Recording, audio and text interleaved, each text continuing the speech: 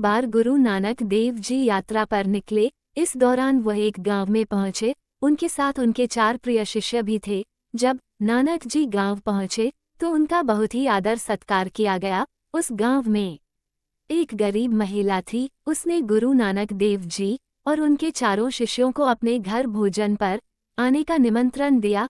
तो गुरु नानक देव जी अपने चारों शिष्यों के साथ उस महिला के घर भोजन के लिए पहुंचे। नानक जी को देखकर उस महिला की खुशी का ठिकाना नहीं रहा। उसने नानक देव के स्वागत में शरबत का इंतजाम किया।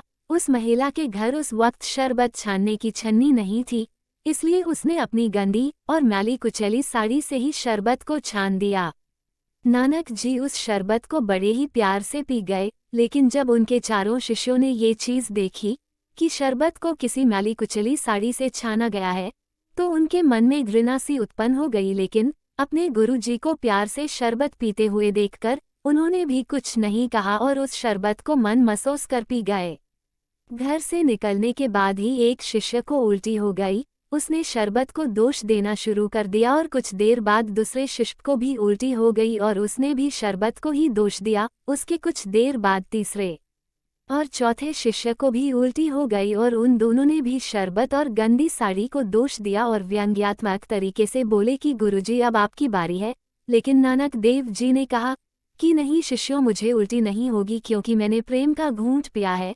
तुम लोगों ने ये तो देखा कि उस महिला ने मैली कुचली साड़ी से शरबत को छान दिया, लेकिन तुम लोगों ने यह नहीं देखा कि उस महिला ने गरीबी की हालत में भी हमारे लिए कितने प्यार से और सम्मान की भावना से शरबत बनाया था। इस संसार में प्रेम से बड़ी और स्नेह से अनमोल कोई भी चीज नहीं है।